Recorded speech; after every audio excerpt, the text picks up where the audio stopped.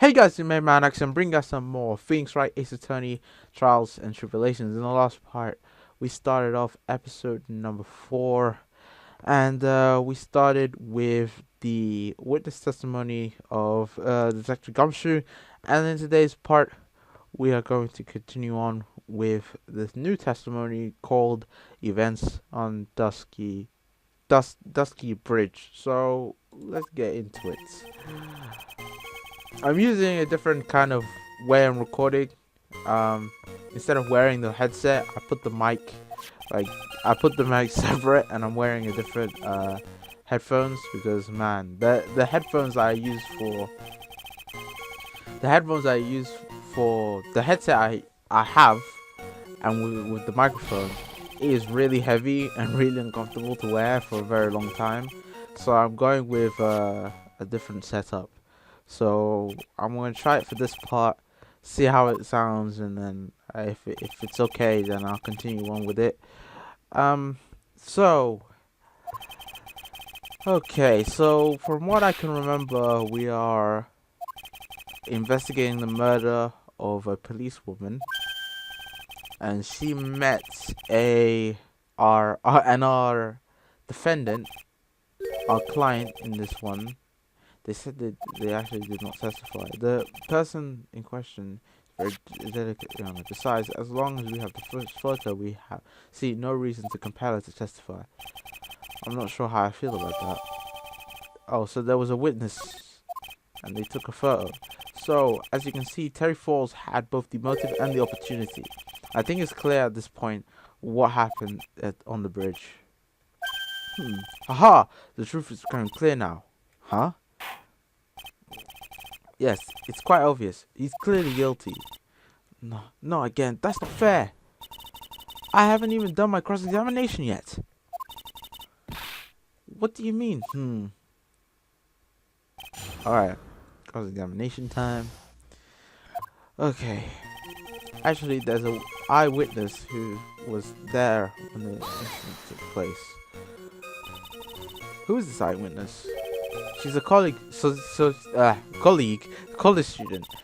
A female college student? That's right. Meaning she's female and a college student, ma'am. She doesn't do well in front of other people, so I came to testify for her. Maybe so, but as the attorney for defense, I have the right to cross-examine her. For the time being, we're not relying on witnesses' statements, that's all. What? What is that supposed to mean? The prosecution has other more decisive evidence. Our case doesn't rest on the vague testimony of a female college student. A college student, eh? It means she's female. You already said that! If you absolutely must hear her testimony, you'll have to give us a good reason why. Please tell us about the more decisive piece of evidence. Okay. So this was taken by the witness, the female college student, who was a female and a college student. So about the witness who took this photo. What was that person doing all the way in the mountains? She was taking photos of wildflowers, apparently. There are many unusual types of flora on that mountain, Miss Faye. People in the area say it's because of the spirits that live there. Spirits? Now that you mention it, this photo, this cloudy fog-like thing, is it a ghost? I don't believe it. No, Your Honor. No, I don't think it's a ghost. I just think maybe it was just foggy. It was drizzling that day, unfortunately. It was a little hard to see what's going on. Drizzling, huh? That's right. There was light rain coming out. The whole place was dreary. But not as dreary as the mood that's in the court right now.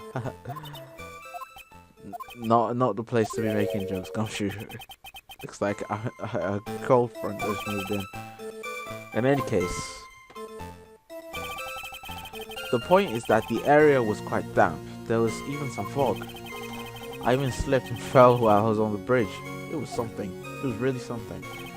Anyway, the criminal shoved the victim down from behind and stabbed him in the back. Oh no, I need to press this one. Is that part of the witness testimony as well? Of course it is. He pushed the victim down hard in the back, and she fell down right on her stomach. I remember that happening once myself. It was really brutal. It was really brutal. Like brutal or brutal. The Canadian way of saying brutal is brutal. How does it mean that you push someone down like that once? With his mind-boggling tales and the way he says brutal, I wonder if he's Canadian. I worked that out immediately. Save your nasty look for the right person. Huh? Take a look. Take a look. Poor baby. The court record seems to have wet itself. Hey! Which one you spilling your coffee? The court record, huh? It must have been when the scarf fell off. So in other words, there was a struggle between the criminal and the victim, huh? That's what the witness said. Well, looks like she didn't remember.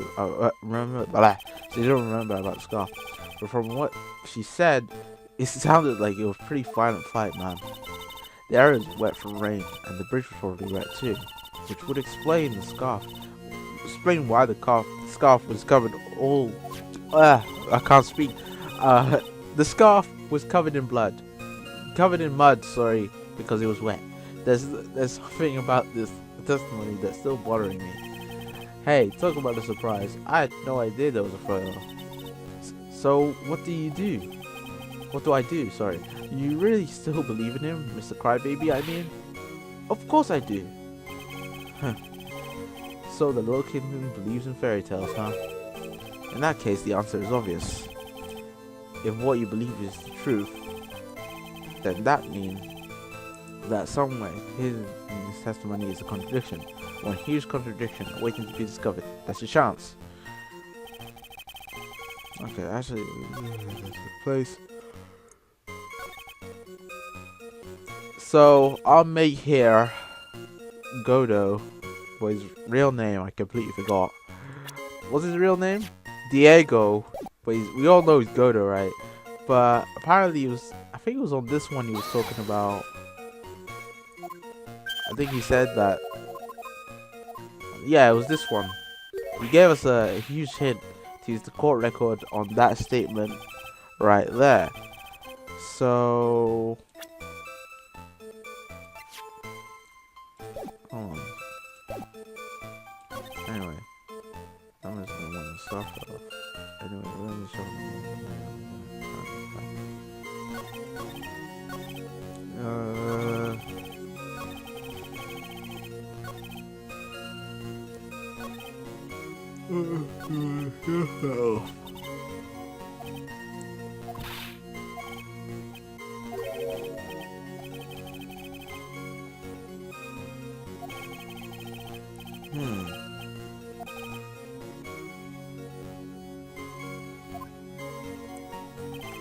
Still pretty weird out. It probably is. He said that it's something to do with this one. Anyway, the criminal shoved the victim down the back. Okay, so she was stabbed in the back, right? I don't think I can do this.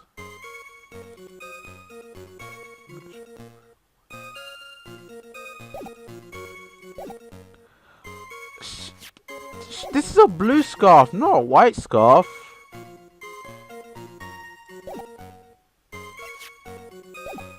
For what?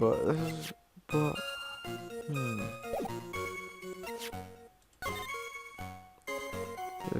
shoved it down. Stab. And shoved. Oh! If she was shoved down, why does she not have any dirt on her clothes?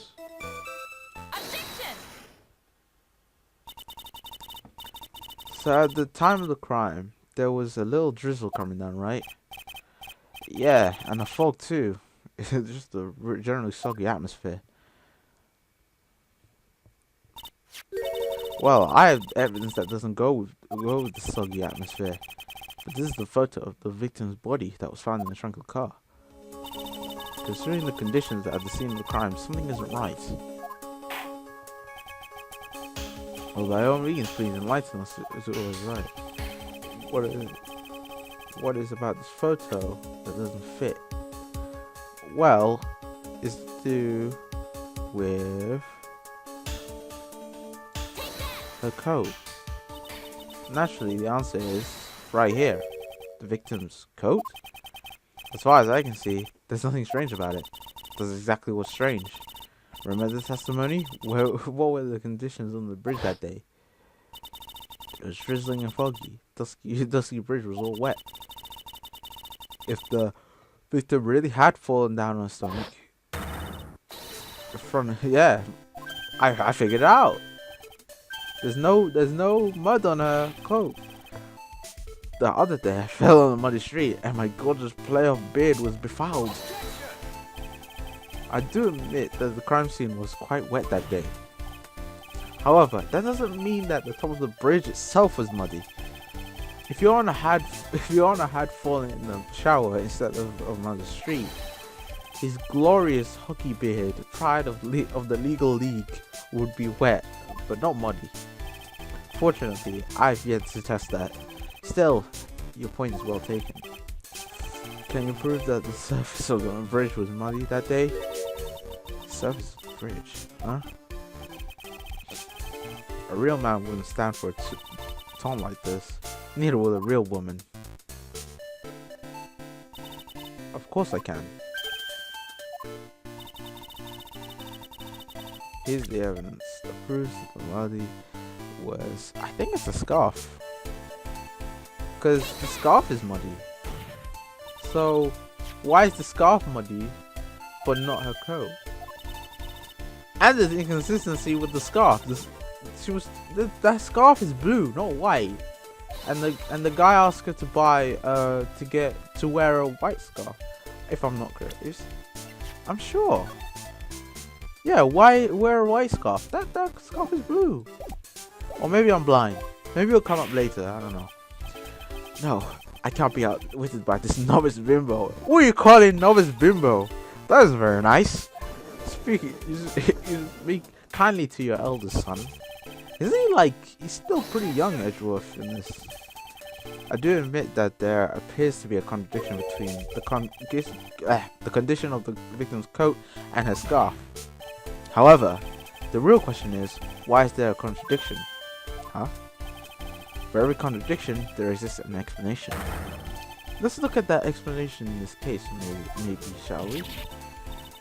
Alright, it's not like he's really giving me a choice here. Huh. You're doing pretty good for a little kitten. Mr. Armando. No matter what he says, a contradiction always comes down to a lie. It's either the victim discovered in the truck, the witness's photo showing the defendant and the victim,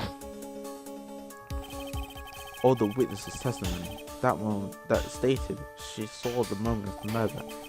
Just relax and think it over. It's pretty simple, isn't it? False evidence? Is one of those three?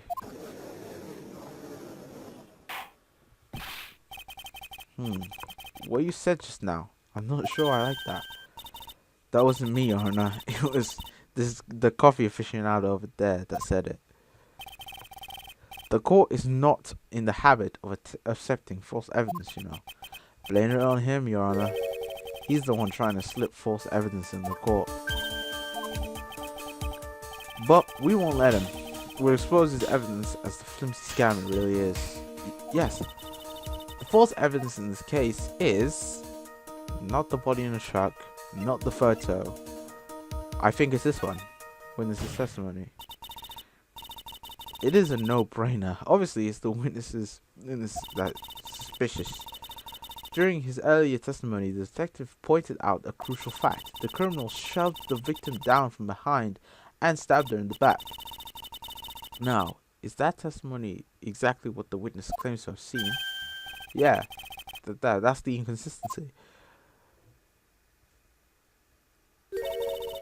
That testimony is filled with holes. We already proved that she wasn't pushed from the back and landed on a stomach. Otherwise, her coat would have been dirty. But her coat wasn't dirty, so she wasn't pushed to the ground and at least lying on her stomach, whatever. So there's an inconsistency with the witness's testimony.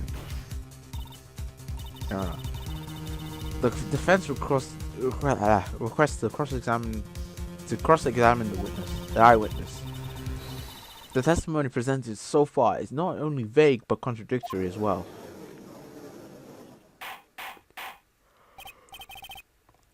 Well, Mr. Edgeworth, it appears that we'll need to hear from your mystery witness after all. So you should brace yourself for the brutal truth. Your Honor, the prosecution has no intention of hiding the witness from the court. We are prepared to present our witness at any time. Very well. Please bring forth the witness at this time. He still seems very confident. What Mr. Edgeworth said kind of worries me. What does he mean by the brutal truth?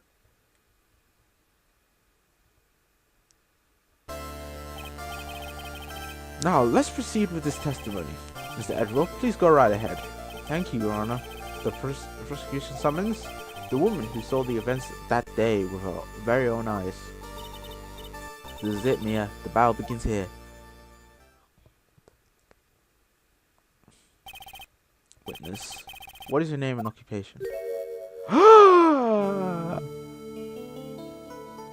Dun dun dun.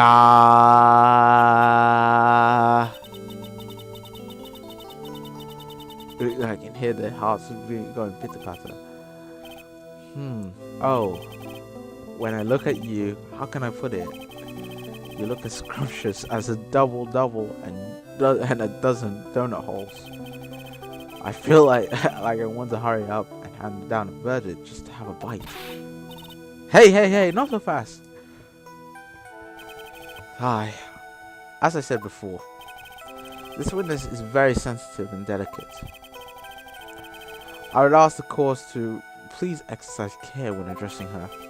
Yes, indeed. Thank you, Mr. Edgeworth. You are a true gentleman. Miss Faye, you could learn a lot from this man. If he's such a gentleman, he sure doesn't act like one to me. Sir? Yes, my dear. This is my first time, so I'm sure I'll make a lot of mistakes. Anyway, I just wanted to say I'm sorry for all the trouble I might cause. Not at all. It's not trouble at all. Now then, may we please have your name and occupation? My name is Melissa Foster. Okay, Miss Melissa Foster. I'm a college student, a freshman in the literature department. You're on the scene when the unfortunate event occurred, right? Correct? Isn't it? Okay, so we obviously know who this woman is, right? I don't really need to point that out, but I'm just interested to see where this goes from here, because that is not her name. Next time I'll be forced to penalize you. I don't like the turn this has taken. But for now, I'll play along. I'll play along with all of this. You would be. I'm the defense lawyer. My name is Mia Faye. I see. So you are. Now then, young lady, would you please give us your testimony? Yes, Your Honor. I'll do my best. And we will hear Melissa Foster. I can't show that now, but I'm doing air quotes. We will show Melissa Foster's witness testimony in the next part, ladies and gentlemen. So thank you guys for watching. Hope you guys enjoy. Leave a like if you did enjoy. And of course, subscribe for more. And I'll see you guys later for some more Phoenix Wright, Ace Attorney, Trials and Tribulations. Peace!